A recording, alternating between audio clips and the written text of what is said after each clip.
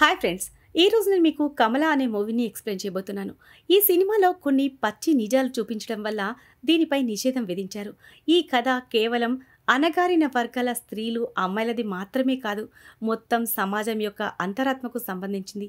అమ్మాయిలని ఒక వస్తువులా అమ్మే వాస్తవ సంఘటనల ఆధారంగా ఈ కథను తెరకెక్కించారు. ఇక ఒక్క క్షణం కూడా ఆలస్యం చేయకుండా స్టోరీలోకి వెళ్దాం. దానికంటే ముందు వీడియోని లైక్ చేయండి.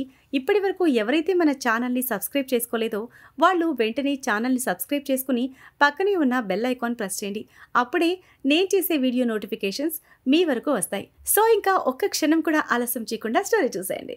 మూవీ స్టార్టింగ్లో మధ్యప్రదేశ్లోని ఒక గిరిజన ప్రాంతం చూపిస్తారు. ఈ బస్తీలో నిమ్నా జాతికి చెందిన ప్రజలు నివసిస్తూ ఉంటారు. ఈ ప్రాంతానికి పట్టణాల నుండి కొంతమంది వ్యక్తులు వస్తూ ఉంటారు. వాళ్ళు బహిరంగంగానే ఆడవాళ్ళని, అమ్మాయిలని కొనుక్కుని వాళ్ళని సంతలలో అమ్మడానికి తీసుకెళ్తూ ఉంటారు. ఇంతలో అదే బస్తీ అడ్రస్ అడుగుతూ ఒక వ్యక్తి అక్కడికి చేరుకుంటాడు. అతని పేరు జైసింగ్. అతను ఢిల్లీలో నివసిస్తూ ఉంటాడు. అతను అక్కడికి వెళ్ళి ఆ ఊర్లో ఉండే బిహారీ అనే వ్యక్తిని కలుస్తాడు. జైసింగ్ తనకు ఒక అమ్మాయి కావాలని అడుగుతాడు. దానికి బిహారీ వెంటనే అమ్మాయి అయితే దొరుకుతుంది, కానీ బేరం కొంచెం గట్టిగా ఉంటుంది, ఎందుకంటే ఇది అత్యాశపరులు ఉండే ప్రాంతం అని సమాధానం చెప్తాడు. ఆ తర్వాత బిహారీ జైసింగ్ను ఒక బండి మీద ఎక్కించుకుని దూరంగా ఉన్న ఒక బస్తీకి తీసుకువెళ్తాడు. దారి పొడవునా బిహారీ జైసింగ్తో ఆడవాళ్ల గురించి చాలా చులకనగా మాట్లాడతాడు. వాళ్ళు ఆడవాళ్లను మనుషులుగా కూడా చూడరని మనకు అర్థమవుతుంది. వాళ్లకు ఆడవాళ్ళంటే కేవలం సులభంగా కొనగలిగే, అమ్మగలిగే ఒక వస్తువు మాత్రమే. కొన్ని గంటల ప్రయాణం తర్వాత వాళ్ళు ఆ బస్తీకి చేరుకుంటారు. బిహారీ ఆ ఇంట్లోకి వెళ్లి వాళ్ళ అనుమతి తీసుకుని వస్తాడు. ఆ తర్వాత జైసింగ్ కూడా అతనితో పాటు లోపలికి వెళ్తాడు. ఇంట్లో నుంచి ఒక తండ్రి తన కూతుర్ని తీసుకొస్తాడు. జైసింగ్ ఆ అమ్మాయిని చూస్తూ ఉండగా లోపల గదిలో నుంచి ఎవరో దగ్గుతున్న శబ్దం వినిపిస్తుంది. ఆ గదిలో కమల అనే అమ్మాయి ఉంటుంది. కమల ఒక అమాయకమైన గిరిజన అమ్మాయి. తన జీవితం ఎలాంటి మలుపు తీసుకోబోతుందో తనకే తెలియదు. జైసింగ్ కమలను చూసిన వెంటనే నేను ఈ అమ్మాయిని నాతో పాటు తీసుకువెళ్తాను అని అడుగుతాడు. ఆ తర్వాత జైసింగ్ కమలను 250 రూపాయలకు కొనుగోలు చేస్తాడు. కమల తన బట్టల్ని ఒక మూటలో కట్టుకుంటుంది. జైసింగ్ ఆమెని బండిలో తన పక్కన వచ్చి కూర్చోమని చెప్తాడు. కానీ బిహారీ ఆమె మీతో పాటు కూర్చోదు, తను తక్కువ జాతికి చెందినది, పెద్దవాళ్లతో పాటు కూర్చునే అనుమతి వీరికి లేదు, వీళ్ళు పెద్దవాళ్లు కాలి చెప్పులతో సమానమని చెప్తాడు. దాంతో ఆమె ఆ బండి వెనకాలే నడుస్తూ వస్తుంది. ఆమె అలా చెప్పులు లేకుండా బండి వెనకాల పరిగెత్తడం చూస్తే మన గుండె తడుక్కుపోతుంది. అక్కడి నుంచి జైసింగ్ ఆమెను రైలెక్కించి ఢిల్లీకి తీసుకొస్తాడు. మరోవైపు ఢిల్లీలో జైసింగ్ కుటుంబాన్ని కూడా చూపిస్తారు. ఈమె జైసింగ్ భార్య సరిత. పక్కన ఉన్నది సరిత తండ్రి. ఆయన కొన్ని రోజుల కోసం కూతురు దగ్గర ఉండటానికి వచ్చాడు. జైసింగ్ ఒక ప్రముఖ జర్నలిస్ట్. అతను పనిచేసే కంపెనీ తరపున ఈ బంగ్లా అతనికి కేటాయించారు. జైసింగ్ తన పని కారణంగా చాలా రోజుల వరకు ఇంటికి తిరిగిరాడు. కానీ చాలా రోజుల తర్వాత జైసింగ్ ఈరోజు ఇంటికి తిరిగి వస్తున్నాడని సరితకు కబురు అందుతుంది. భర్త రాక గురించి తెలియగానే సరిత పని మనిషితో కలిసి అతనికి ఇష్టమైన వంటకాలు వండటం మొదలు పెడుతుంది. ఇంతలో జైసింగ్ కమలను తీసుకుని తన ఇంటికి చేరుకుంటాడు. దారిలో జైసింగ్ కమలకు చెప్పులు కూడా కొనిస్తాడు. కానీ ఆమె వాటిని వేసుకోదు.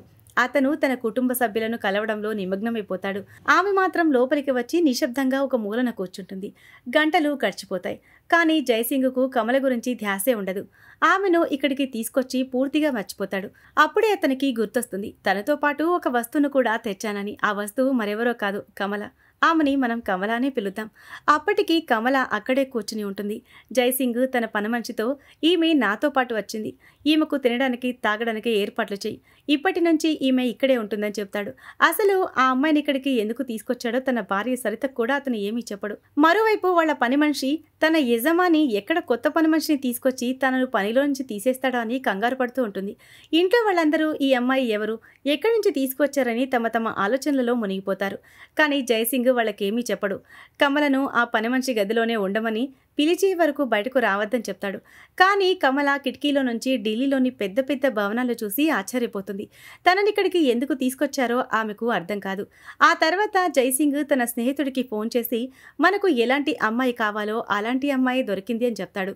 ఈ మాటలన్నీ సరిత వింటుంది. మరుసటి రోజు ఉదయం మీ ప్లాన్ ఏంటో చెప్పాలని ఆమె పట్టుబడుతుంది. అప్పుడు జైసింగ్ అసలు విషయం చెప్తాడు. నేను కమలని ఈరోజు ఒక ప్రెస్ కాన్ఫరెన్స్‌లో అందరి ముందు ప్రవేశపెట్టాలనుకుంటున్నాను. అందుకే నేను ఆమెని కొనుక్కొని ఇక్కడికి తీసుకొచ్చాను. పతివ్రతలు, సావిత్రులు ఉన్న ఈ దేశంలో ఈ రోజుకి ఆడవాళ్ళని అమ్ముతున్నారు, కొంటున్నారు అని నిరూపించడానికే నేను ఈ పని చేస్తున్నాను. పేదరికం ఉన్న గ్రామాల్లో ఇప్పటికీ ఆడదాని శరీరంపై బేరసారాలు జరుగుతున్నాయి. ఒక జత ఎద్దుల కన్నా ఆడదాని విలువ తక్కువగా ఉంది అని వివరిస్తాడు. కానీ ఇక్కడ సరిత ఇది నిరూపించడానికి ఒక ఆడపిల్లను కొనడం అవసరమా అని ప్రశ్నిస్తుంది. దానికి జయసింగ్ అవును, ఖచ్చితంగా అవసరమే. ఎందుకంటే పోలీసులు ఎప్పుడూ నిజాన్ని అంగీకరించరు. పేపర్ వాళ్ళు తమ పత్రికలు అమ్ముకోవడానికి సంచలన వార్తల కోసం ఏదో ఒకటి రాస్తారని కొట్టిపారేస్తారు. ప్రభుత్వం అయితే తమకు ఈ విషయం గురించి ఏమీ తెలీదంటుంది. కానీ ఈరోజు నిజమేంటో నేను నిరూపిస్తాను. కమలను నాతో పాటు అక్కడికి తీసుకువెళ్తాను. ఆమె తన ఊరు నుంచి నాతో ఎందుకు వచ్చిందో, ఆమెను ఎలా తీసుకువచ్చారో తానే స్వయంగా చెబుతుంది అంటాడు. కొద్దిసేపటి తర్వాత జయసింగ్ కమలను తన దగ్గరకు పిలిచి, నేను నిన్ను కాసేపట్లో చాలామంది జనం మధ్యలోకి తీసుకువెళ్తాను. అక్కడ నిన్ను కొన్ని ప్రశ్నలు అడుగుతారు. నువ్వు వాటన్నింటికీ సమాధానం చెప్పాలి అని నచ్చజెప్తాడు. కానీ కమల అంతమందిలోకి వెళ్ళడానికి ఇష్టపడదు. మీరు నన్ను కొనుక్కుని వచ్చారు కదా, నేను మీ దగ్గరే ఉంటాను అంటుంది. కానీ జయసింగ్ ఆమెకు చాలా నచ్చజెప్పడంతో కాసేపటి తర్వాత సరిత కమలను తీసుకొస్తుంది. అయితే కమలను చూడగానే జయసింగ్కు కోపం వస్తుంది. ఎందుకంటే సరిత ఆమెకు తన చీరను కట్టుకోమనిస్తుంది. కమల బట్టలు చాలా మాసిపోయి ఉండటంతో సరిత తన బట్టలు ఇస్తుంది.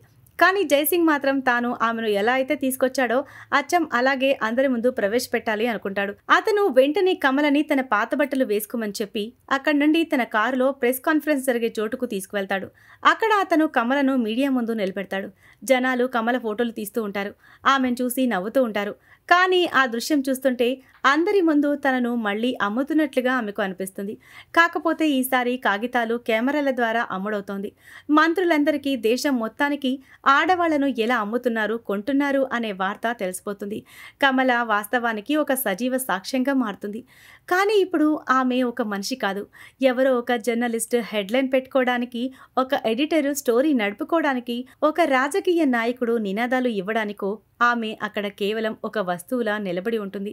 జర్నలిస్టులు ఆమెను రకరకాల ప్రశ్నలు అడుగుతారు. ఇప్పుడు జయసింగ్ అనుకున్నది అనుకున్నట్లే జరుగుతుంది. అందుకే అతను ఇంటికి వచ్చి తన విజయాన్ని పార్టీ చేసుకుంటూ ఆనందిస్తాడు. కానీ సరితకు ఇదంతా నచ్చదు. ఆ అమాయకురాలి తప్పేముంది? అందరి ముందు ఆమెను ఎగతాళి చేశారని బాధపడుతుంది. కానీ జయసింగ్కు మాత్రం ఆమెకేం అర్థమవుతుందిలే అనే భావన ఉంటుంది. ఈ విషయంపై జయసింగ్కు సరితకు మధ్య గొడవ జరుగుతుంది. దాంతో సరిత కోపంగా బయట కూర్చుంటుంది. అప్పుడే కమల ఆమె దగ్గరకు వస్తుంది. కమల ఎంత అమాయకురాలంటే ఆడవాళ్లకు పెళ్లిళ్ళు కూడా చేస్తారని ఆమెకు తెలీదు. ఆమె సరిత దగ్గరకు వెళ్ళి, యజమాని మిమ్మల్ని ఎన్ని రూపాయలు కొనుక్కొచ్చారు? మీరు చాలా అందంగా ఉన్నారు. మీకోసం ఎక్కువ డబ్బులు ఇచ్చి ఉంటారు కదూ. ఇక్కడి వాళ్ళందరూ చాలా మంచివాళ్ళు. ఈ ఇల్లు వదిలి వెళ్లాలని నాకు అనిపించడం లేదు. నేను ఇక్కడే ఉండిపోవాలనుకుంటున్నానని చెప్తుంది. ఆమె సరితని పిల్లల గురించి కూడా అడుగుతుంది. కానీ వాళ్లకు పెళ్ళై ఇన్ని సంవత్సరాలైనా ఇంకా పిల్లలు లేరు. దానికి కమల పర్వాలేదమ్మా, నాకు బిడ్డ పుట్టినప్పుడు ఆ బిడ్డను మీరు తీసుకోండి అని ఎంతో అమాయకంగా చెప్తుంది. కమల మాటలు విని సరిత ఆశ్చర్యపోతుంది. కానీ అదే సమయంలో ఆమె వచ్చిన వాతావరణంలో బహుశా ఇలాగే జరుగుతుందేమో అని అర్థం చేసుకుంటుంది. అప్పుడు కమల, ఈరోజు యజమాని నన్ను బయటకు తీసుకువెళ్ళినట్లు అలా వెళ్ళడం నాకు అస్సలు నచ్చలేదు. నేను ఇంట్లో పనులన్నీ చేస్తాను. కానీ యజమానితో పాటు మీరే బయటకు వెళ్తూ ఉండండి అని సరితతో చెబుతుంది. మరుసటి రోజు జయసింగ్కు అభినందనలు వెల్లువెత్తుతాయి. ఇక అతని పని పూర్తవుతుంది. అతను సరితతో, నేను కమలని నారీ ఆశ్రమానికి తీసుకువెళ్తున్నాను. ఇప్పటి నుంచి ఆమె అక్కడే ఉంటుంది అని చెప్తాడు. అప్పుడు సరిత, ఆమె మన ఇంట్లో కూడా ఉండొచ్చు కదా, మన పని మనిషి ఉన్నట్లే అంటుంది. కానీ జయసింగ్, ఆమె ఇక్కడే ఉంటే మన కేసు కోర్టులో బలహీన పడిపోతుంది. నేను కమలని కొన్నానని అందరికీ తెలుసు. ప్రభుత్వం నాపై చర్యలు తీసుకోవచ్చు. ఎందుకంటే చట్టం దృష్టిలో అమ్మడం నేరమో కాదో కానీ కొనడం మాత్రం ఖచ్చితంగా నేరం అని వాదిస్తాడు. నిజానికి తనపై ఎవరో ఒకరు చర్యలు తీసుకోవాలని, తద్వారా తన వార్తకు ఇంకా ఎక్కువ ప్రచారం లభించాలని అతను కోరుకుంటాడు. కానీ ఈ మొత్తం వ్యవహారంలో కమల ఇష్టాల గురించి అడిగేవాళ్లే లేరు. ఆమె నా ఇష్టంతోనే ఇక్కడికి వచ్చింది, ఇప్పుడు నా ఇష్టంతోనే ఇక్కడి నుండి వెళ్తుందని జయసింగ్ అంటాడు. ఆ తర్వాత అతను కమలను నారీ ఆశ్రమానికి తీసుకువెళ్తాడు. అతను ఆమెని అక్కడ వదిలి వెళ్లబోతూ ఉండగా కమల ఏడుస్తూ, నేను కూడా మీతో వస్తాను, నేను ఇక్కడ ఉండాలనుకోవడం లేదు అని బ్రతిమాలుతుంది. జయసింగ్ కొన్ని రోజులు రోజులు నువ్వు ఇక్కడే ఉండాలి. ఆ తర్వాత నేనే వచ్చి నిన్ను తీసుకువెళ్తానని చెప్పి వెళ్ళిపోతాడు. కొన్ని రోజులు గడిచిపోతాయి. ఇప్పుడు కమల ఉనికి పెద్ద పెద్ద వాళ్లకు సమస్యగా మారుతుంది. అందుకే కొంతమంది రాత్రికి రాత్రే ఆమెను ఆ నారీ ఆశ్రమం నుంచి మాయం చేయిస్తారు.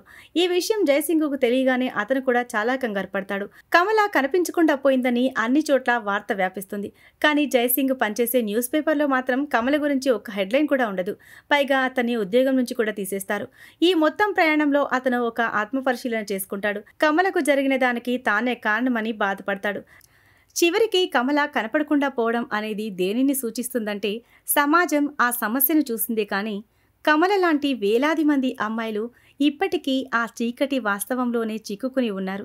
వారి సమస్యలకు శాశ్వత పరిష్కారం ఇంకా లభించలేదు. భారతదేశంలో 1986లో ఇమ్మోరల్ ట్రాఫిక్ ప్రివెన్షన్ యాక్ట్ ITPAను అమల్లోకి తెచ్చారు. ఇది వ్యభిచారం, మానవ అక్రమ రవాణాకు వ్యతిరేకంగా పనిచేసే ఒక కఠినమైన చట్టం. దీని తర్వాత 2018లో కూడా ఒక బిల్ పాస్ అయింది. కానీ ఈ చట్టాలు కూడా క్షేత్రీయ స్థాయిలో 100% అమలు కాలేదు. NGOలు అవగాహన కార్యక్రమాల వల్ల చాలా సంతలు మూతపడ్డాయి. కానీ పేదరికం, నిరక్షరాస్యత, పరిపాలనలో అవినీతి కారణంగా మానవ అక్రమ రవాణా వేళ్లు ఇంకా పాకుతూనే ఉన్నాయి. ఇప్పుడు అమ్మాయిలను మోసం చేసే పద్ధతి మారింది. పెళ్లి చేసుకుంటామని, ఉద్యోగాలు ఇప్పిస్తామని తప్పుడు వాగ్దానాలు చేసి అమ్మాయిలను వలలో వేసుకుంటున్నారు. కమల లాంటి కథలు భారతదేశంలోని మారుమూల ప్రాంతాల్లో ఇప్పటికీ ఉన్నాయి. తేడా ఏమిటంటే ఈరోజు మీడియా, సామాజిక కార్యకర్తల వల్ల ఈ సమస్య పదే పదే బయట ప్రపంచానికి తెలుస్తుంది. కానీ పూర్తిగా మాత్రం అంతం కాలేదు. ఈ సినిమా అశ్విన్ శరణ్ అనే జర్నలిస్ట్ చేసిన నిజమైన రిపోర్టింగ్ ఆధారంగా తీశారు. ప్రపంచానికి ఈ నిజాలను చూపించడం కోసం ఆయన నిజంగానే ఒక గిరిజన అమ్మాయిని కొనుగోలు చేశారు. ఈ మాటలతోనే ఈ స్టోరీ ఎండ్ అవుతుంది. సో ఇది ఫ్రెండ్స్ ఇవాల్టి స్టోరీ. ఈ స్టోరీ కనుక మీకు నచ్చినట్లయితే మరికొన్ని ఇంట్రెస్టింగ్ స్టోరీస్ కోసం ఛానల్ని సబ్స్క్రైబ్ చేయండి. అలాగే ఈ మూవీ మీద మీ అభిప్రాయాన్ని తప్పకుండా కామెంట్ చేయండి. Thanks for watching.